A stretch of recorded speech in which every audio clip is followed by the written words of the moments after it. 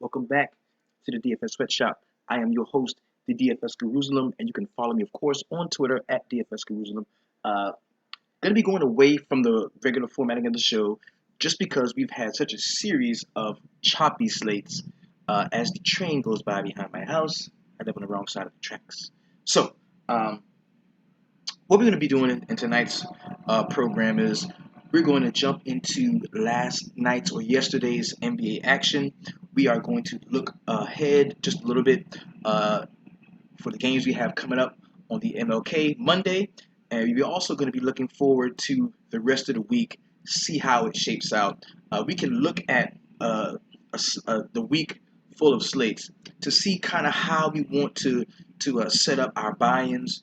If we see plays coming up that we're looking forward to that we're gonna like, I know we're gonna have I believe Portland and Charlotte with Kimba at the crib. I want to go to that game too. We're gonna have Kimba at home against the Portland Trailblazers sometime in the week. There's a couple other plays that kind of stick out to me. That me as a DFS player myself, I am that first and foremost. I'm gonna be looking forward to increasing my buy-ins, going to the top of that 10%, or kind of scaling back on some slates and sticking around 5%. But because we got to understand that the bankroll management is a key aspect in becoming and staying a profitable DFS player. But the first thing I want to do tonight, I got a couple shout outs, man. There's a couple cats in particular, man, who really had solid nights. And these guys, a couple are from the Facebook VIP, the guys I brought over with me from YouTube. We're going to talk about the homie. Now, kind of hard names, MCZRESQ, but as uh, I know him as Wilfred Bates, the big homie. Now he finished second, ninth, 12th, and 23rd in a few tournaments. So this is a case of a guy really sticking to his core stacks. The stacks that he liked the most, he entered those in different contests, and he ended up having a really good night. Finished second, finished ninth, finished 12th, finished 23rd. But tonight's king of the DFS Sweatshop is gentleman Negro Damas. Yes, you heard that right. Negro Damas is tonight's king of the DFS Sweatshop, and I will crown him on Twitter as soon as the show is over. He was in the 8K NBA dime on FanDuel. Yes, what we're talking about works on FanDuel as well. If you're a FanDuel player, fuck with us. It works as well. Especially, upon your paid subscription, you will be gaining access into the Facebook groups. And see, that's where everything really, really goes down. We bounce a lot of ideas off of each other, man. There's some really smart guys, some very sharp players in there, and they're really able to help you guys out when it comes to your rosters and your roster construction. But Negro Damas, man, scored 365 points, and funny, he was tied for first place. Took home 650 off of that nice. I think it was a nice $5 buy-in from the 8K dimes. That was a really nice showing, and that's why you Negro Damas tonight. Salute you, the king of the sweatshop, baby. Way to do your thing. So let's go ahead and, like I said, we're gonna jump into yesterday's games. We're gonna talk about tomorrow's point totals and the player pricing and things like that. But the main thing that I want to do in tonight's podcast, man, is really explain, break down my stacking, uh, um, the stacking idea that I came up with that I found through trial and error. Okay, that we know a few weeks back, maybe a month or so back, when this first really got introduced. Because remember, we're very young in this thing; we're still in infancy.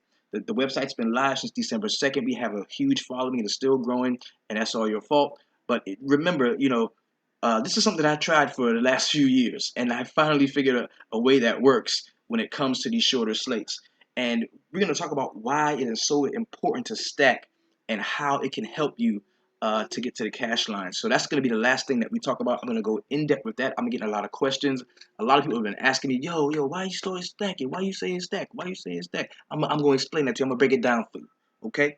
In layman's terms that I know you're going to be able to understand. So let's go ahead and jump into a recap. First of all, I hope you all enjoyed your weekend. My wife was off for a couple of days in a row, so I got to spend some great time with her. We got a 13-day countdown to when we hit Atlanta to go watch my Knicks. Hopefully beat the Atlanta Hawks in Atlanta. Don't worry, because I'm still going to be pumping out the content and doing the shows. You guys, the family first. The family comes first. But you guys are a very close second. So let's go ahead and hop into the recap of yesterday's action. We're going to start in Dallas, where the Minnesota Timberwolves were coming to town, and this was a surprisingly low scoring game. Like, I really thought there was going to be, a lot more fantasy goodness, especially coming from the Minnesota Timberwolves side, and that's where we're going to start. We're going to talk about Andrew Wiggins had a really nice game. Now, a lot of people weren't really on him because we knew that Zach LaVine was going to be playing, and he saw 33 minutes. But he was unfazed. Andrew Wiggins was unfazed by Zach LaVine coming back to the starting rotation.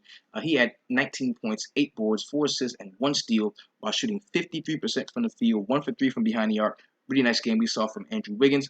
Gorgie Jang was a player that I really liked and had him in a few spots.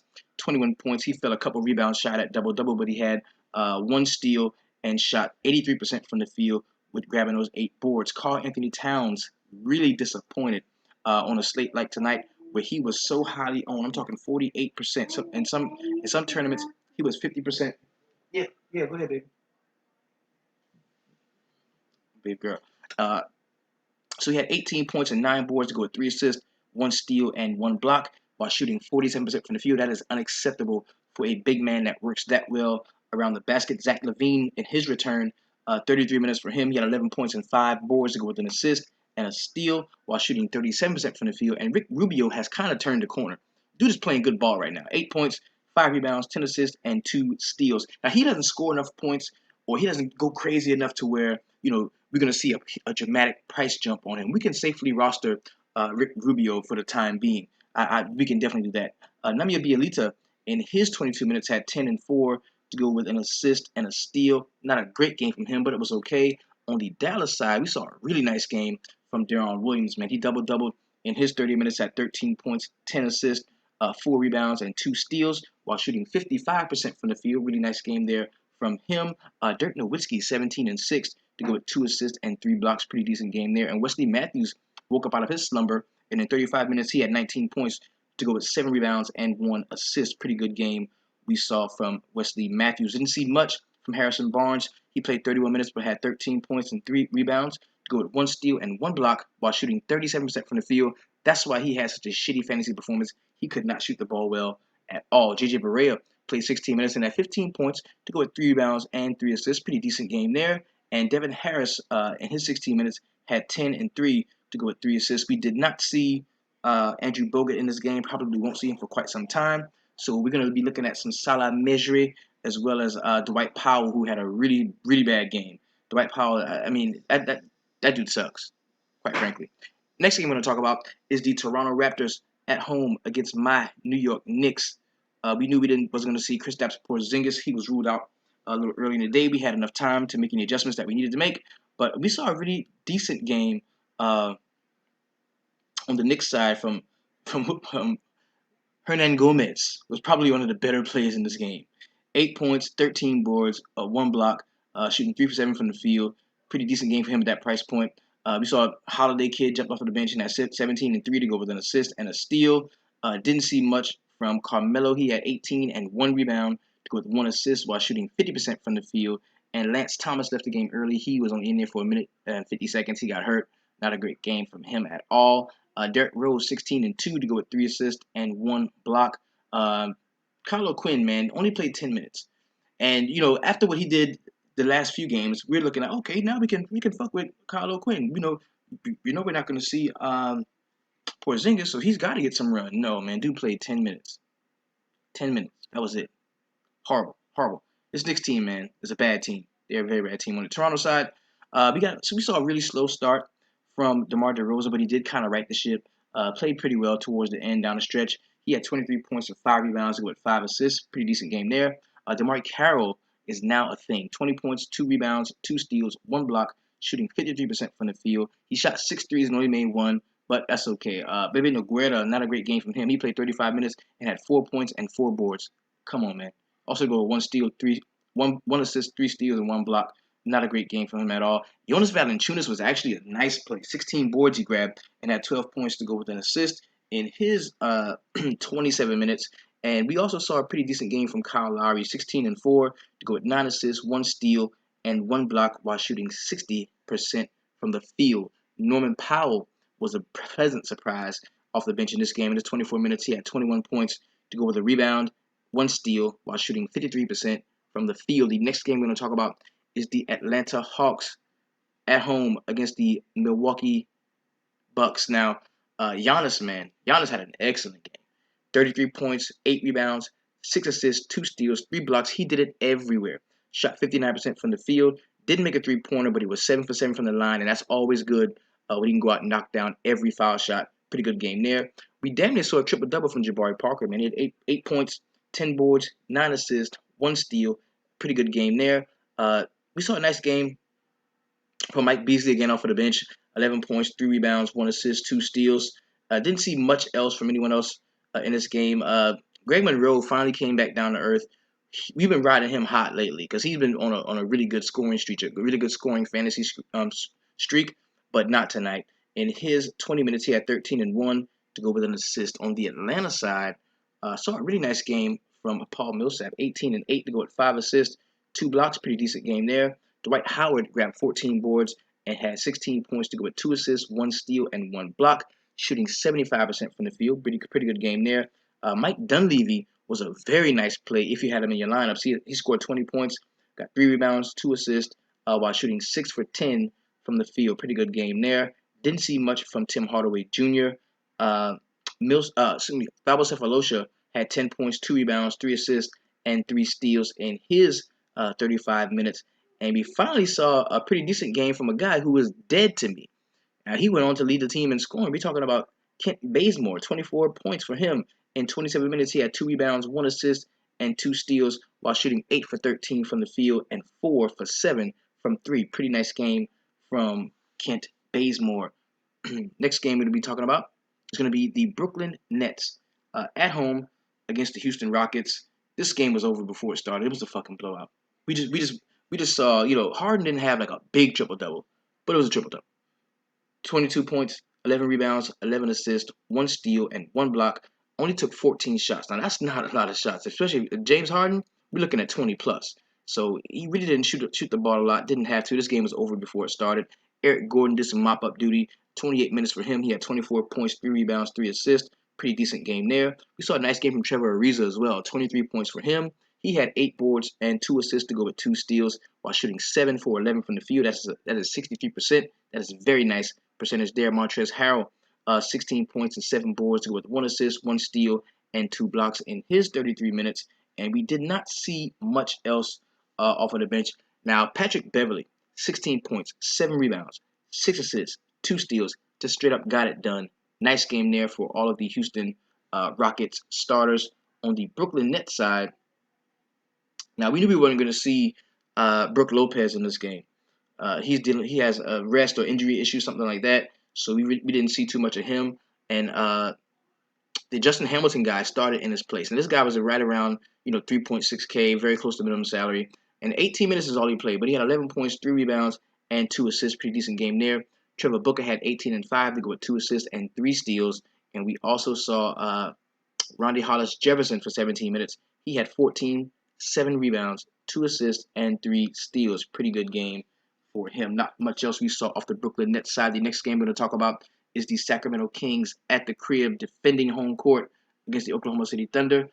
Big triple-double we saw from Russell Westbrook. He had almost 80 DraftKings points, 36 points, 11 rebounds, 10 assists, 4 steals, while shooting 11 for 21 from the field. That's 52%, 4 for 5 from 3. Nice game we saw from Russ Westbrook. And this is the games you're going to get from him sometimes. And on a slate like this, you had no choice but to roster him. You had to, because he was just so good. The matchup was there for him. It was an excellent game he played.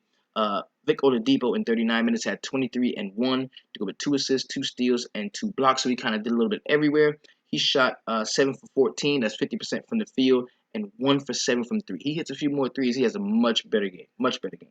We didn't see much of Steven Adams. I believe he exited the game with an injury of some sort. So that led us to have a ton of Cantor. And if you had Cantor in your lineups, he definitely helped you get to the cash line, which was very high tonight. I'm talking about the cash line was higher than the giraffe pussy, bro. I'm telling you. The cash line was super high. 300 didn't mean nothing tonight. You had to get well into the 300s in order to do like Negro Damas, this King of the Sweatshop, did with his 365. So we're talking about Enes Kanter here. 32 minutes, he had 29 points, 12 boards, 2 assists, 1 steal, and 1 block while shooting 55% from the field, 9 for 11 from the free throw line. Pretty decent game there we saw from him. We saw a little bit of campaign, and he didn't have a great game, but his minutes has increased. So is he somebody we're going to be looking to going forward, playing that backup point guard role for Russell Westbrook? He's a good young player. Keep your eyes on that kid. Andre Roberson had a decent game for his price point. He did a little bit everywhere. Had a 1 point, 5 boards, 1 assist, 3 steals, and 1 block. And we didn't see too much from Domantas Sabonis in his 27 minutes. He had 7 points, 3 rebounds, and 1 assist on the Sacramento Kings side of the ball. Big double double we saw from DeMarcus Cousins, man. In 34 minutes, he had 31 points, 11 boards. They go with 7 assists, 3 steals, and 1 block. Pretty decent game there. Now he shot a low percentage. He took 6 3-pointers. Boogie, get your ass down there and bang. Stop shooting all these damn threes, brother. Even when you out there and you got a big on you, you can take them off the dribble. Just get to the basket. Stop shooting all them fucking threes, man. You settling. That brought your whole percentage down. You ended up shooting 8 for 20, 40%. Horrible. Horrible, horrible showing. Shooting wise. If he shoots better, he balls the fuck out. Crazy. Darren Collison, man, finally had another decent game. 27 minutes. He had 21 points, 1 board, 2 assists, and 2 steals while shooting 7 for 9 from the field. Didn't see him that much on the floor. We did see 20 minutes of Ty Lawson. He had 4 points, one rebound, and 4 assists. Not a great game there.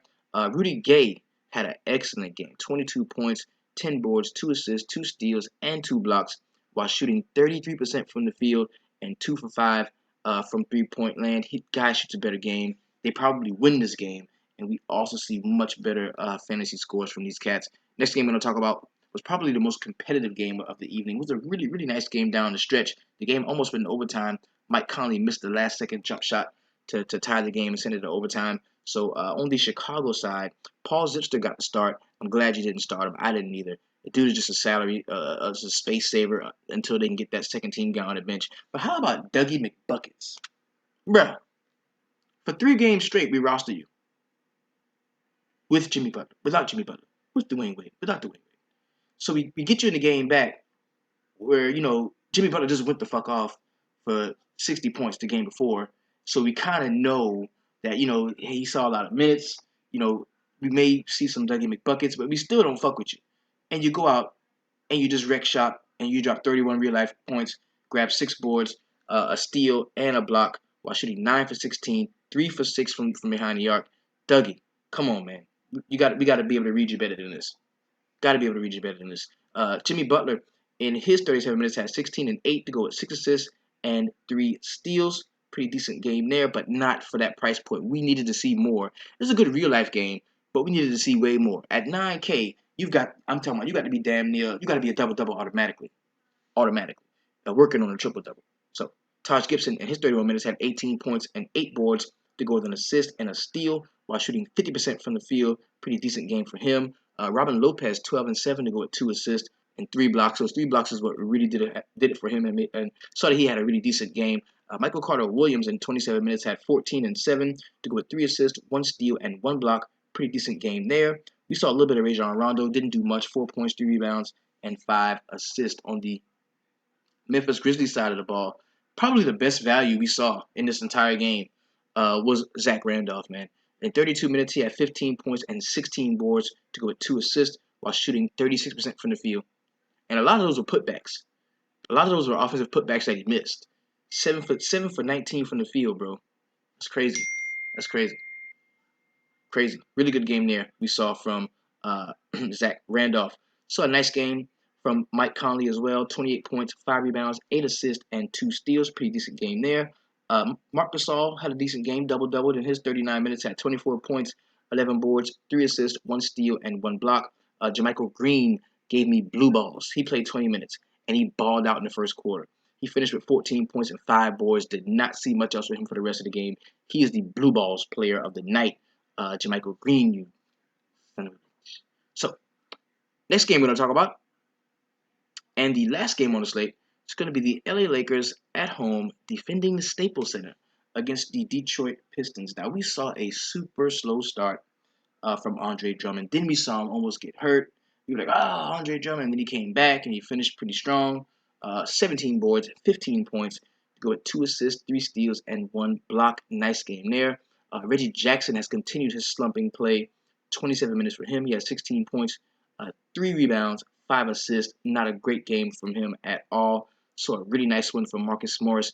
He was 1 rebound shy of that double-double bonus. Had 23 points to go with 9 boards, 1 steal, 1 assist, and 1 block while shooting 50% from the field. Tobias Harris chipped in 23 points to go with 7 rebounds and 3 assists and a block in his 38 minutes. Pretty decent game we saw there from him on the LA Lakers side of the ball.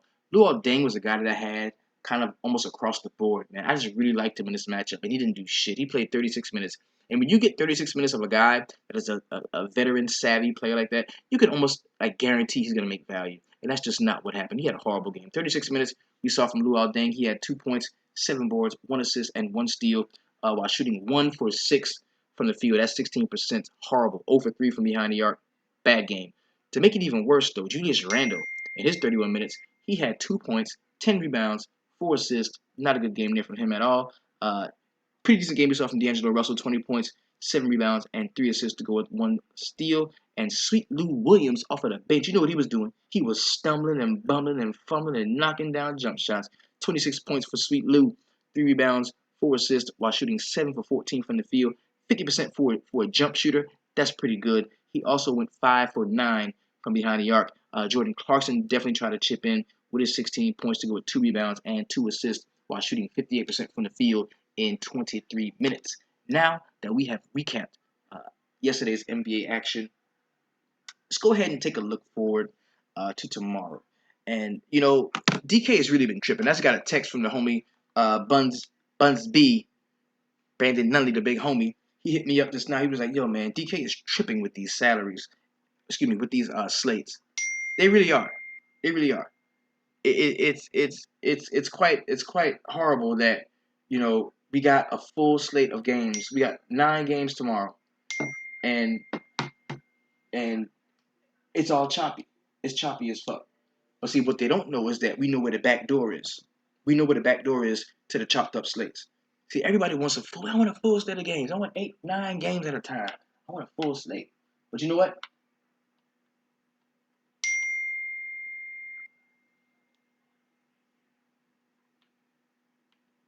Out of all of them choppy slates, we gonna get to the money. You know why? Because we stacking. We done figured it out. Let's go ahead and just take a look and see what the slate recognition looks like. Okay, let's check it out. Cover this up, man. That's real bright. Okay, you can deal with it. All right. So we got the 9-game all-day slate, and that's where all of the low money contests are, like the 3K and the 1K and the quarter arcade for 750, shit like that. And we can play in there. We're gonna play in there some, just to throw 1 or 2 in there. But that's not where we're really gonna make our dent at. Then we've got at 5 p.m. we got 2 games here, and you got no choice but to stack. It's 2 games. You can't go too far, right? You've got at 9 p.m. You got 2 games here. Uh, the 1 o'clock is a 5-game. We're gonna count this as the main. This is gonna be like the main. 5 games here. You've got a 4-game at 7:30. You got another 2-gamer at 3:30, and you've got another 3 games at 8. Now I can just looking at this, I can tell where I'm gonna put the bulk of my lineups at. I'm not gonna do much here in the 9-game. I'm gonna do most of mine in the 5-game and this 4-game here. Because 5 and 4 games, that give us just enough. Um, it gives us just enough players to roster to where we can be a little bit different, but it's still that short stackable slate that we don't have so many options to where we're just starting guys that we don't even like, and that's why stacking is so important on a slate like this. So I'm just gonna pull up the pricing for all the games so we can take a look at it and see where we stand. And then we're going to jump into the point totals and actually, break them down.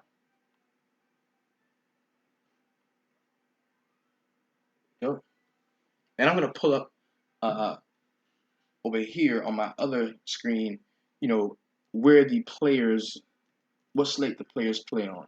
Because I don't want to just leave you blind and have you thinking, oh, you can roster Russell Westbrook anywhere if we don't know exactly where the guy's playing. So let's go ahead and check it out.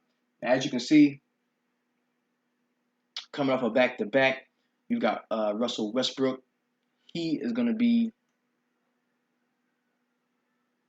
the highest salaried guy on the docket for tomorrow, coming in at 12.3. And right now, see, normally I'd be like, oh no, I'm not going to roster him. There's no way.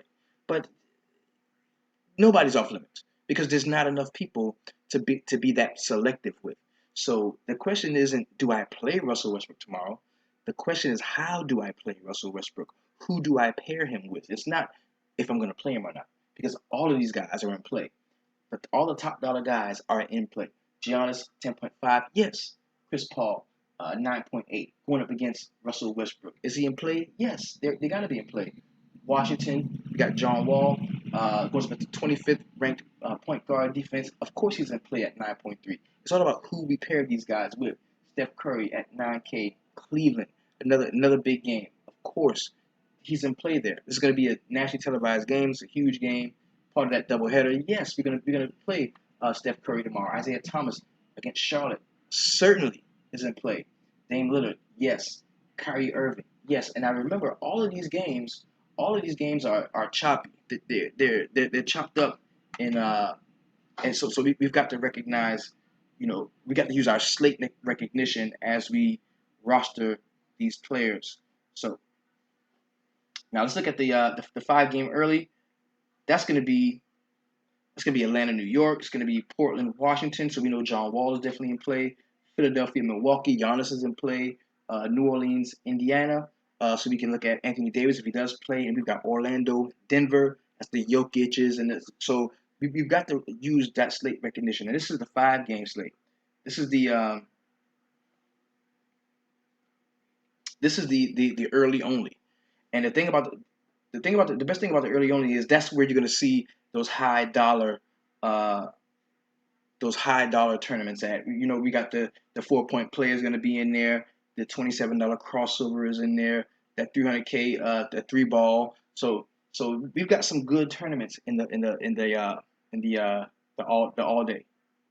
Excuse me, in the early only. The 1 p.m. early only. That's what I'm going to be at. That's where the 5 games are. Then we've got, of course, the 4 games and the night, the night version. So look at it as 2 slates. Look at it as the 5 game and the 4 game. And you can jump into those turbos if you like. But we're going to break it down as a 5 game slate and a 4 game slate. And we're going to stack inside of those slates. So, who do I like? Kemba, yes. TJ McCollum is in play, 7.8, of course. Jeff Teague, you got to like Jeff Teague in this matchup at 7.5. Drew Holiday against Jeff Teague, yes, he's definitely in play. And this is a part of the early. These are a part of the early games. George Hill, 6.8. I believe that's a part of the late games. Eric Bledsoe, I don't like Bledsoe very much against Utah. Now, he had a really good game out against San Antonio, who was a suspected really nice team against the point guard position. But against Utah, I don't think I'm going to like him very much. Derrick Rose at New York against Atlanta, one of the worst point guard defending teams in the league. Yes, I like Derrick Rose tomorrow. I like Elfrid Payton at 6.2, especially if he gets to start against the Denver Nuggets. Dennis Schroeder is a no for me. Malcolm Brogdon, yes, I like him. TJ McConnell, it says he's a 9th-ranked defense against point guards, but TJ McConnell is in play tomorrow. He definitely is. Tim Hardaway Jr. is a yes for me. That's a revenge game. He got drafted by the Knicks. We can use him tomorrow. I like him to show out against the New York Knicks. Austin Rivers, 4.9 is in play for me. Moutier, no. Raymond Felton, no. Brandon Jennings, no. Shelvin Mack is in play for me, coming off of the bench. And we're going to let's pull up the whole joint so we can see everybody. Because we got that Anthony Davis we were talking about at 11.7, who I do like him against Indiana. We talked about Giannis already, remember, look at this. Giannis is point guard and small forward eligible. That's a major key. That is a major key. You got LeBron at 10.1 at Golden State in that marquee matchup. Yes. I think just stacking this game, the Golden State and Cleveland game is going to be good. Stack the shit out of this game and grab you a nice one-off or 2 nice one-offs from another team. it should do you well. Of course, we talk about we got Dame Lillard. Talk about him. Jordan Embiid, 8.2. He should be playing against Milwaukee. I don't like him. The price is up. The minutes aren't. I don't like him. Kevin Love. We talked about that already in the stack. Carmelo Anthony, 8K. Now, if we don't see Kristaps, I like Carmelo. If Kristaps plays, I don't like Carmelo. Kemba Jokic at 7.9. That price is up on him a little bit, but I do like him against Orlando. I think he's a really good play there. Gordon Hayward, I like him. Paul Millsap, 7.7. Yes, I like him there. Paul George is a no for me, man. Paul George only will score. He has a 35-point ceiling. We need more than that. Paul George is 7.7K. The price is a little bit down on him, but I just don't. He's got to show me something before I can jump into him. DeAndre Jordan, yes, 7.7. Even though Oklahoma City is a tough matchup against the center position, the fact that Chris Paul is on the floor makes me genuinely like DeAndre Jordan tomorrow. Draymond Green, yes, 7.6. That price is kind of low on him. Jeff T, we talked about him. Jabari Parker is in play at 7.4. So these are all of the major players, really, really good guys. Really good players are out tomorrow. And it's all about, the way you stack them. Miles Turner at 7.2. He is in play for me. Rudy Gobert, 7.1. I like him. I like Dwight Howard tomorrow at 7K. I don't like Brad Beal tomorrow. Drew Holiday, we talked about him. He's in play for me. Al Horford, yes. Yes, you can attack. These are both really bad rebounding teams. These are both really bad rebounding teams. So I think either bigs on either side. Al Horford is a better big than any of the ones that Charlotte have. Boston is at home. You can attack Charlotte rebounding. I like Al Horford tomorrow. Vucevic, yes, for me at 6.6. Klay Thompson, of course, I like him. I like Wilson Chandler. Otto Porter is questionable. We're going to have to be on the lookout for that. We talked about Martin Gortat, who I don't like at 6.2. As a matter of fact, I like Plumlee way more than I like Gortat tomorrow. Greg Monroe, no, for me at 6.1. No, no. Enes Kanter at 6.1. He is in play for me. Malcolm Brogdon, Ersan Ilyasova, 6K. No. Danilo Gallinari, he may not play tomorrow. He is questionable. If he does, I like him. Markieff Morris is in play at 6K. I like him tomorrow. Devin Booker is a no for me. Marcus Smart is a no for me. Serge Ibaka is a no for me. Aaron Gordon, no. Mason Plumlee, I like him at 5.8. The price is nice on him. We can definitely use him to attack Gortat. I like that. Terrence Jones, if he does start again, I do like him. If he's starting alongside Anthony Davis, I think he can be a decent play. Thaddeus Young, 5.6. Vic Oladipo, 5.6. I like that tomorrow. Robert Covington, I kind of like that tomorrow at 5.5. Tyreek Evans, we got to play him until the price gets to 6K. We got to play Tyreek Evans until the price goes up to 6K. I like Jay Crowder tomorrow. He can definitely get down and get some rebounds tomorrow against that Charlotte front court. Evan Fournier is questionable, probably won't play tomorrow. Steven Adams, 5.3. MKG, we can use him as a cheap player to attack Boston rebounding, especially on the wing. 5.2, I kind of like him. Will Barton is a yes for me at 5.2. TJ McConnell, we can play TJ McConnell. We can definitely play him. Afro Aminu, yes, 5.1. Jeremy Lamb's probably out again. We talked about Tim Hardaway Jr. Joakim Noah is a no for me. Nerlens is a no for me. Derek Favors, yes, 4.9. We can use Derek Favors, definitely. Jaleel Okafor is a no for me. Cody Zeller is a yes. That's somebody we can use to attack Boston rebounds in the basketball. Kelly Olynyk, he's questionable, but if he does play, I do like him. He's been seeing an increase in minutes in the last few games, especially when we didn't see Amir Johnson for a stretch. Maybe a game or two we didn't see Amir Johnson. Kelly Olynyk stepped in and assumed those minutes. Had a really nice showing in a couple games. Marvin Williams, yes, the price is down, 4.4. I like Marvin Williams. I'm liking Charlotte in a stack tomorrow. I'm liking that already, especially if we go contrarian, or especially if we go with the correlation of Isaiah Thomas. I like that tomorrow. Tristan Thompson, 4.4 is a no for me against the Golden State Warriors. Maurice Harkless, we need to check and make sure he's going to be playing. Rodney Hood was out last time, may not be playing tomorrow. Kyle Korver, 4.3. We can definitely look to that. That is a cheap way to get some of that Cleveland Golden State game. Evan Turner has been playing really well lately, but I don't like him tomorrow. Alan Crabb either. Kenneth Reed is in play at 4.2. Amir Johnson, if he does get the start, he is in play for me. Dario Saric is a no. Michael Beasley is a no for me. Jody Meeks. If we don't see Fournier and Meeks get the starts, just start Jody Meeks. 4K. He can shoot the ball. He's gonna score some points. Kent Bazemore, he may be in play for you. He's dead to me. Andre Roberson. Wait, okay, so we've got some really good games tomorrow, and I don't want you to look at the fact that the slate is choppy as, man, I can't play this slate. It's horrible. No, you just got to get your stack on. You just got to get your stack on. Now, before we jump to the point totals, I'm going to explain to you why the stacking option is so important. Okay, look, these sharks, right? And I'm talking the 10% of guys that invest 50% of all the money in NBA DFS and any DFS sport for that matter, right? The larger the slate, the larger the bankroll, the more bases you can cover. Break it down very simply. If it's a 3-game slate and I'm putting in 150 lineups and you're putting in 5 lineups because I've got $150 when you have 5. What are the chances that I'm going to roster the guy that goes off? The low-owned, cheap guy that goes off. I have a much greater chance to roster that guy than you do, right? Well, so imagine if it's a 10-game slate.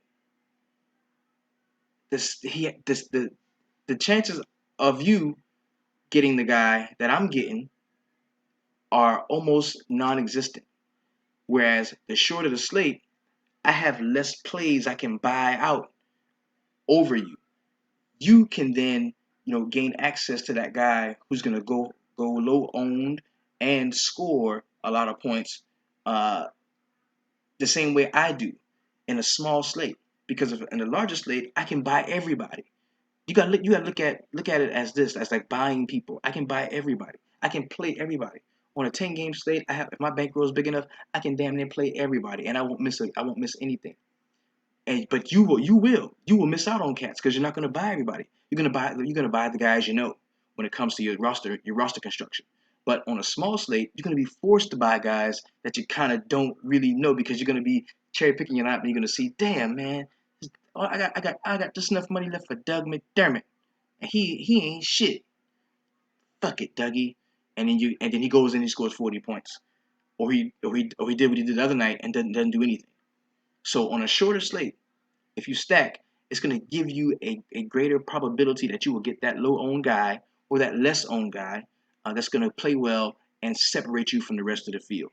That's why it's so important that we stack on these short slates.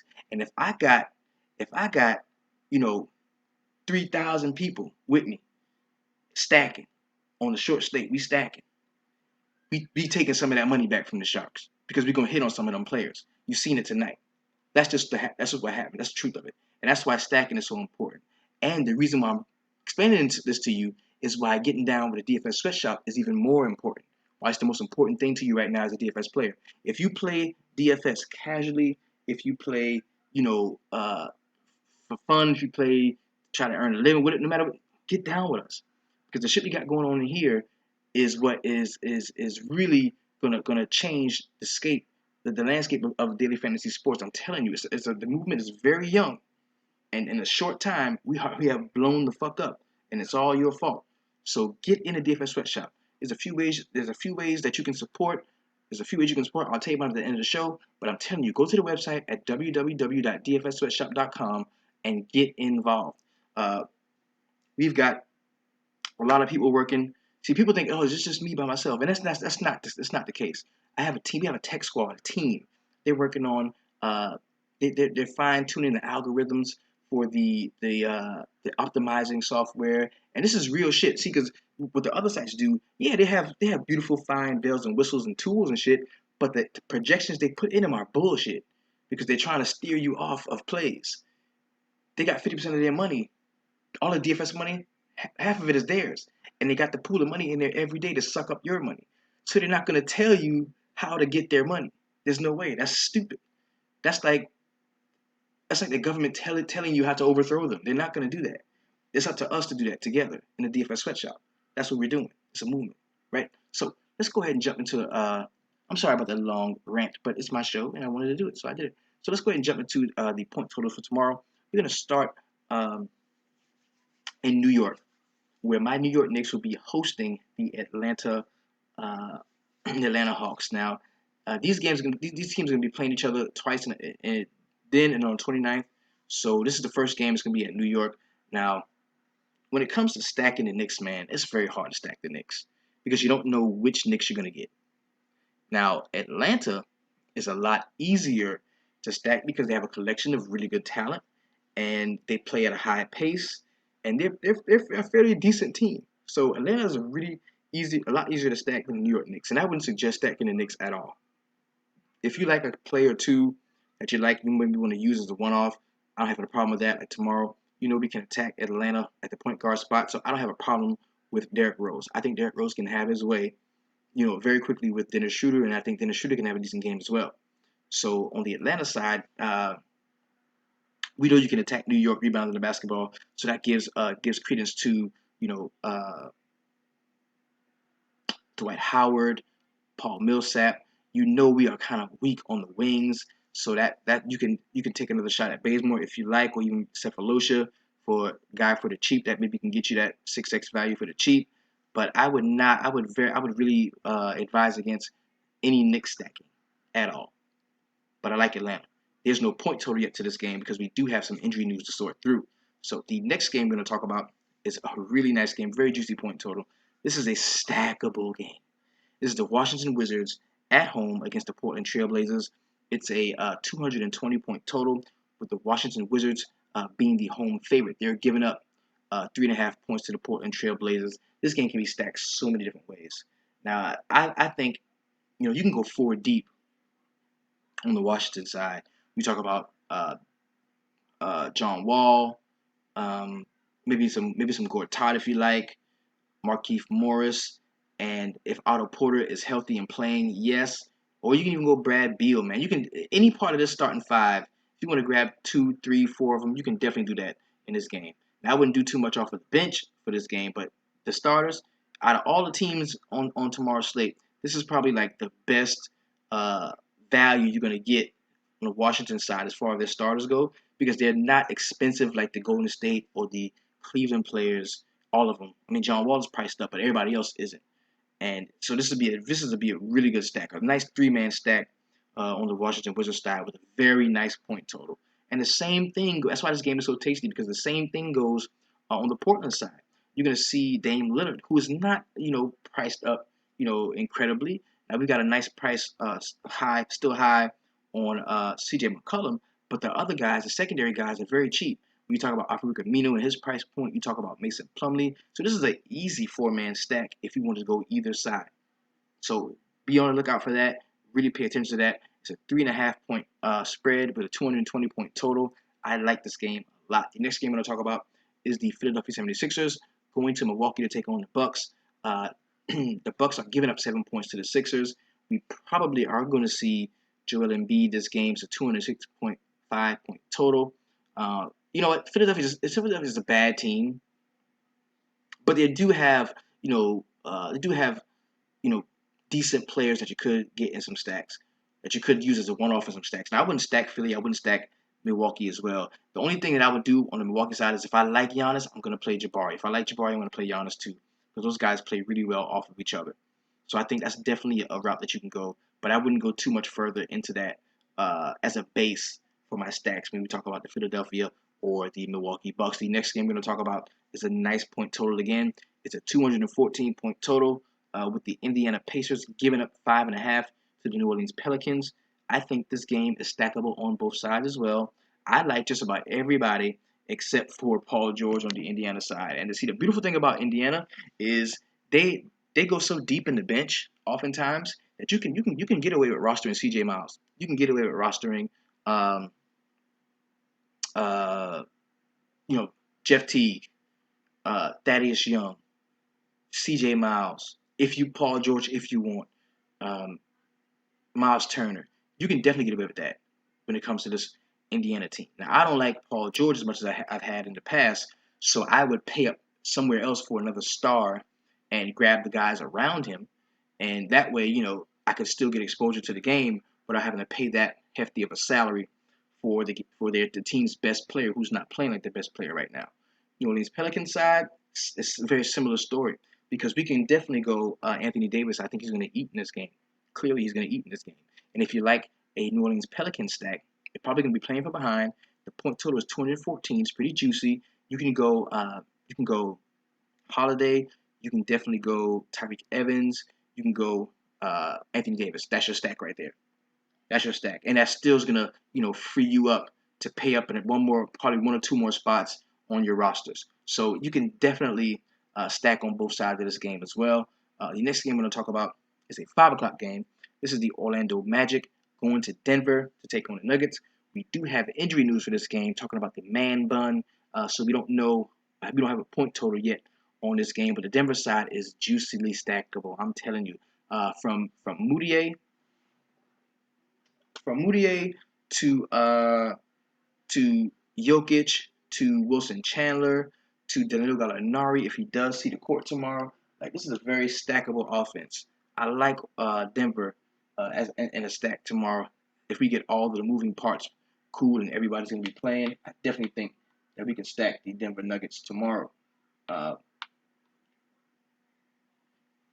Now on the Orlando side, I am not too keen on stacking on the Orlando side because the strength of their team is not like at the most valuable positions in DFS in NBA DFS. It's not like the best player on the team is a point guard who's going to go out and he's going to dish a bunch of dimes and score a lot of points. And Alfred Payton is very good. He's a very good player. And if he does see starters minutes, he doesn't have to start. But if he sees starters minutes, he's viable, of course. But he's not the type of talent that you're going to hang your hat on your entire roster on.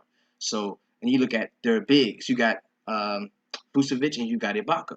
Well, of course, both players are very good, but the minutes are thin. It's not like there's one great center on the team. There's a bunch of motherfuckers who are going to be getting minutes. Vucevic, Ibaka, Jeff Green's going to see minutes. Fucking Bismack Biyombo is probably going to start and see minutes. So it's kind of hard to stack when you don't have that star power on a team that you think can carry your roster. So that's why I probably wouldn't do that much. If I get down to a point to where I got 5,800 left and I need somebody, then I can definitely go to this team and roster somebody. But outside of that, I won't be stacking the Orlando Magic. Like I said, there's no point total for this game. Next game I'm going to talk about, I imagine, is a really nice point total. It's going to be the Charlotte Hornets going to Boston to take on the Celtics. Like I said, there's no point total for the game yet. We do have some injury concerns involved here, and I like the stack on both sides of this game too. Not so heavily on the Charlotte side. I mean, I like Kemba, I like Batum, and I also like, well, if everybody's not playing, I like Kemba. If you don't see everybody, I like Batum, and I also like Cody Zeller. I think MKG can be a player that we throw in there, but I look at him more as a one-off as I stack some other teams. I'm not gonna put him in the Charlotte stack because if those guys are playing well, you don't need MKG. MKG is not needed so much in the offense. So if my hunch that Nick Batum, Kemba Walker, and Cody Zeller do play well tomorrow, I don't need MKG in there either. The only guy that I may be looking at as a fourth when it comes to the stacking the Charlotte Hornets is Marvin Williams. On the Boston side, now I wouldn't go too deep in the stack on the Boston side either. I like Al Horford and I like Isaiah Thomas. I don't like much else. I just don't. I don't like much else. Kelly Olynyk is a nice play that we can use. Say if we're stacking big, we got LeBron, and we've got Kyrie, and then we got 4,100 left, and we need somebody there. I like Kelly Olynyk right there. I like him right there. But it's gonna be a really good game. And when the point totals comes out, we're gonna be updating, of course, on the website, and you'll see everything there. The next game we're gonna talk about is probably the marquee matchup for tomorrow. It's an 8 o'clock game. This is right now the highest point total that we do have shown. It is the Golden State Warriors at home against the Cleveland Cavaliers. The Warriors are giving up 8 points to Cleveland. 224.5 point total. If we don't have any injuries to speak of, this is going to be a good game, a barn burner. I don't think it's going to be a blowout. I don't think it's going to be an 8-point game. Even though Cleveland has not been playing particularly well lately, they are going to get up for this game. Definitely. And it's stackable on either side, any way you want to do it. You're going to have some big three stacks on the Cleveland side where you got Kyrie, Love, LeBron. You're gonna have some on the Golden State side where you see people go, and I don't know if you can go four. I don't know if you can go four. I don't know if you can go, Draymond, Klay Thompson, uh, Durant, and Curry. But I'm gonna tell you, the two guys that I'm really looking at roster tomorrow from that Golden State side are gonna be Curry and Durant. Durant wants to beat the shit out of this team, and he wants to play very well. Durant is probably my favorite play on the slate tomorrow, and I'm going to have him in almost every lineup I make, whether it's as a one-off or as a part of that Golden State stack that I'm going to be using. I definitely like him. He's one of my favorite plays on the slate tomorrow. Next game I'm going to talk about is a game I don't have very much interest in. It's a Utah Jazz going to Phoenix to take on the Suns, and it's a 202-point total, which is fairly low. The Utah Jazz are giving up 5.5 to the Phoenix Suns. You know what? I don't like this game that much because I like Gordon Hayward as a one-off maybe. I like George Hill if he's healthy as a one-off maybe. Rodney Hood if he's cheap enough, yeah, I like him if he does play. I know we had an injury issue last time out. Rudy Gobert could be a decent play, but it's a minus matchup, so I'm not going to be going that route. I wouldn't use him as a one-off, and I'm not going to stack Utah, so I wouldn't go there. On the Phoenix side, I don't like that. I don't like much of that either. I don't like much of that either. You're talking about Tyson Chandler. You're talking about Alex Lynn. You're talking about a very inconsistent T.J. Warren. This is not much to like in this game. Let's go and skip that. Next game we're going to talk about is the Oklahoma City Thunder going to LA to take on the Clippers. It's a 210.5 point total. Two of the best point guards in the game are going to be dueling it out. We see what Westbrook can do. Is one of the most athletic athletes I've ever seen in my life. He's probably going to have a decent game. One of the only point guards that I would kind of bet on to have a good game against that Chris Paul defense. But I like Chris Paul and DeAndre Jordan in this game, and I also like JJ Redick. If I was going to stack the LA Clippers, I would go Paul, Redick, and DeAndre Jordan. Especially if something's wrong with Steven Adams, he doesn't see court tomorrow. I know he left the game early, so we can definitely look to that. On the Oklahoma City side, if I roster Russell Westbrook, it's going to be an Oklahoma City stack because I'm not gonna make a cheap ass stack with Orlando so that I can pay up for Russell Westbrook because Orlando's stack is not going to get me anything. It's not going to get me where I want to go. I'm not gonna get a cheap Indiana stack and roster everybody around Paul George and then go Westbrook. You know what I mean? I'm not gonna do that. I'm not gonna do that because the cheap stack is gonna be a cheap stack. If you're gonna stack high. And so if I'm gonna stack, it's gonna be a cheap stack. I might as well stack Oklahoma City. So I do like Russell Westbrook tomorrow. I think he's gonna have a decent game. It is a minus matchup when it comes to DVP, so you can tread lightly with that. I won't have him in every lineup, but I may have him. If I put in 10, I have him in 2. I have him in 2, and I'm probably going to use some of those cheap contrarian stacks. I'm going to have to use them to roster him just to hope that something happens and I do get a nice break on that. So this is the way to attack these short slates, man, or these choppy slates. This is the way to do it, bro. You've got to stack, and you've got to find the right balance between stars and scrubs.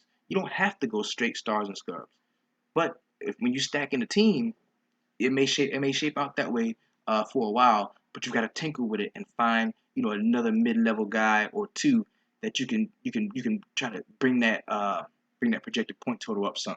Okay, so we have gone over yesterday's slate of games. We talked about the games coming up for Monday. We talked about stacks and why it's so important. And this is what we're going to be doing tomorrow. I just wanted to thank you all as part of the DFS Sweatshop family. It's been a wonderful, wonderful weekend. We're going to roll into next week. And let's go ahead and talk about some of the games that we do have for next week. Now, we know we've got a choppy 9-game slate for tomorrow. That's Monday. On Tuesday, we're back to normal, so to speak, because we got 5 games that start at 7:30. That's still a stack slate. That's gonna be the last stack slate we have, and then we've got 9 games, a full 9 games Wednesday, starting at 7 o'clock. So we're gonna get a full slate there. We've got 5 games again on Thursday, so that's another stack slate. On Friday, we've got 9 games again, and Saturday we've got 11 games with the game starting at 5 o'clock. So that's going to be a pretty nice slate there. That's a huge slate we've got.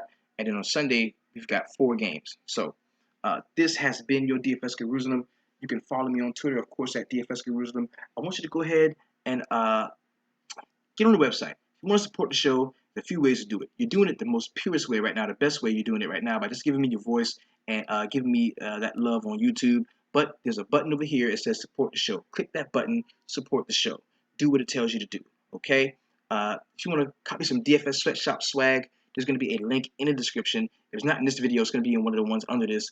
Find it, get you some Sweatshop swag, 300 Club, okay? Or you can go ahead and be a full-fledged member of the DFS Sweatshop. We offer our month-to-month subscription. So it's a nice deal on that. 50 cents a day, 2-quarter lineups. Keeps you with me for a month. We are rolling.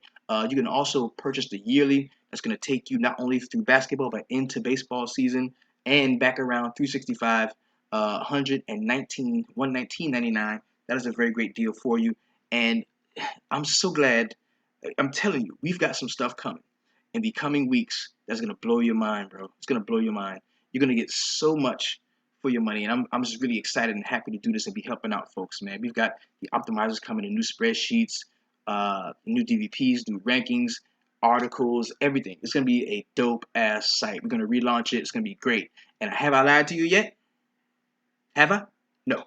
So, fuck with me. I'm the DFS Jerusalem. Y'all have a wonderful and profitable Monday. Let's start the week off right. Shout out again to Negro Damas. He was tonight's king of the DFS Sweatshop. And you know what he did? That's what I want y'all to do. Keep it 300.